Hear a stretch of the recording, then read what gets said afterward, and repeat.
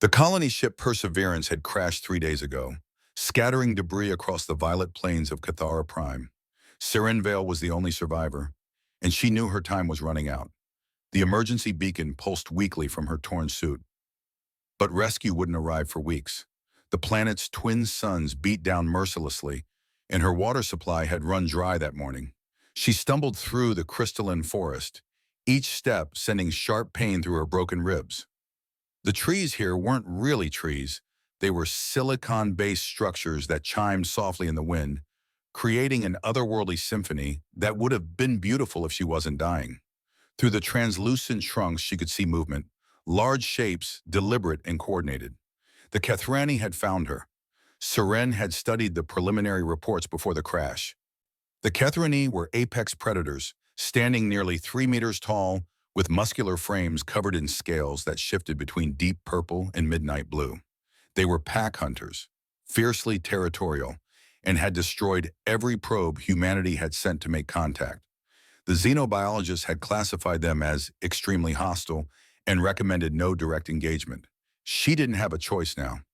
A dozen of them emerged from the forest, moving with predatory grace. Each carried a spear tipped with obsidian-like stone that gleamed wickedly in the dual sunlight. Their eyes, 4 of them arranged in a diamond pattern on their angular faces, fixed on her with an intensity that made her freeze. The leader stepped forward, his scales darker than the others, almost black. He was massive even among his own kind, with scars crisscrossing his chest plates. "Rogue!" one of the others said, a sound like grinding stones. The leader, the alpha. Rauk raised his spear, and the others followed suit. Seren raised her hands slowly, knowing it was futile. She had no weapons, no way to defend herself. But humans didn't go quietly into the night. She met Rauk's 4 eyes with her too, refusing to look away. That's when she heard it, a small, pitiful sound from behind the hunting party. A whimper. Seren's translator implant, damaged but still partially functional, picked up fragments. "Help! Mother! Please!" The Kethrani shifted uncomfortably, their formation breaking slightly. Through the gap, Seren saw a small figure lying at the base of one of the crystal trees. A cub, no larger than a human child, its scales pale and flickering between colors erratically. Blood, dark purple, almost black, pooled beneath its small body. "What happened?" Seren asked, her voice hoarse. The translator crackled, converting her words into the Kethrani's grinding, clicking language. Rauk's eyes narrowed. He said nothing, but his spear remained pointed at her heart. The cub whimpered again, and Seren saw its small chest rising and falling rapidly, irregularly. It was dying.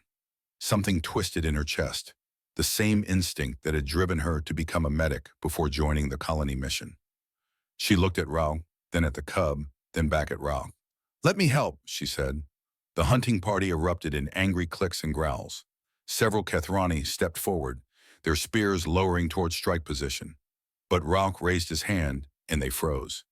He studied Seren for a long moment, his 4 eyes seeming to peer into her soul. "Why?" The word came through her translator, heavy with suspicion. "Because it's a child," Seren said simply. "Because I'm a healer. Because it's the right thing to do." "You are prey," Roke said. "We are hunters. There is no right between us." "Then I'll die anyway," Seren replied, gesturing to her torn suit, her obvious injuries. "But maybe I don't have to die with that sound in my ears." The cub's whimpering was getting weaker. Rauk's scales rippled through several colors, purple to blue to something almost silver, an emotional response, Seren realized. Finally, he lowered his spear slightly and growled something to his hunters. They parted reluctantly, creating a path to the cub. Seren moved slowly, every movement deliberate and non-threatening. As she approached, she could see the extent of the injuries. Something had gored the cub, probably one of the massive predators she'd seen in the preliminary reports. The 6-legged behemoths that even the Kethrani feared. The wound was deep and the cub was losing blood fast. She knelt beside the small creature, her knees sinking into the violet moss. The cub's eyes, 4 tiny orbs of liquid gold, locked onto hers. So much fear there. So much pain. Seren's hands moved automatically, pulling medical supplies from her emergency kit. The wound was beyond her ability to fully heal, but she could stabilize, could ease the pain. As she worked, she was acutely aware of the spears pointed at her back, the low growls of the hunting party, but her focus narrowed to the small life beneath her hands. She used antiseptic foam that fizzed and sealed the worst of the bleeding. She injected broad-spectrum analgesics that her med scanner indicated should work across carbon-based biology. She spoke softly, words the cub couldn't understand, but that seemed to calm it nonetheless. "You're brave," she whispered.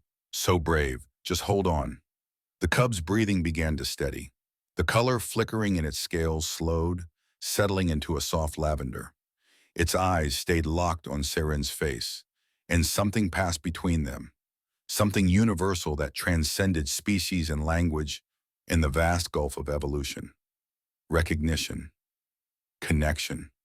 Trust. Seren knew she'd done all she could with her limited supplies. The cub might survive now, if the Kethrani could get it proper care, but the poison from whatever had attacked it was still in its system. The cub was still dying, just slower now. She could feel it in the way its small chest rose and fell, the way its scales dimmed despite her efforts. In that moment, Seren understood what humans throughout history had done when faced with suffering they couldn't prevent. She leaned down and pressed her lips gently to the cub's forehead, a gesture of comfort, of compassion, of goodbye. The cub made a soft sound, almost a purr, and its eyes slowly closed. Behind her, she heard a collective intake of breath, a sharp hiss from multiple throats. Seren turned slowly, expecting to feel a spear through her back at any moment. Instead, she saw something that would haunt her forever. Every single Kethrani warrior had lowered their spears.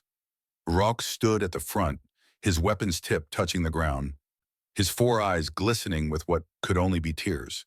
His scales had turned completely white, pure, unblemished white. "The death kiss," Rauch said, his voice rough with emotion the translator struggled to convey. "The mark of the Soul Keeper. We thought it myth. We thought it lost." Seren said nothing, confused and exhausted, and waiting for death. "Among our ancient stories," Rauch continued, lowering himself to one knee, his hunting party following suit, "there were beings who could carry the souls of the dying to peace. They marked the passage with the death kiss. We have not seen one in 10,000 cycles." "I'm just a human," Seren whispered. "You are more," Rauch replied. "You gave comfort to one of our cubs, knowing we would kill you for it. You gave your medicine, your touch, your blessing to a child not your own." His scales rippled back to deep purple. "You are what the old ones called Korvash, Soul Keeper, and you are under our protection now." As the Kethrani medics arrived to carry the cub away, it was still breathing, still fighting. Rauch approached Seren. He removed a cord from around his own neck, strung with polished stones that caught the light. He placed it around hers.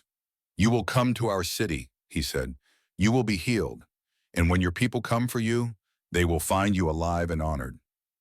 Seren looked down at the small cub being carried away on a stretcher made of woven crystal fibers. "Will it survive?" "Perhaps," Rauch said. "Perhaps not, but you gave it a chance. You gave it peace. That is enough." As the hunting party escorted her through the crystal forest toward their city, Seren realized that first contact hadn't happened in a government chamber or through careful diplomatic channels. It had happened in a moment of compassion on blood-stained ground when a dying human chose to comfort a dying child instead of saving her own life. And somehow that was the most human thing of all.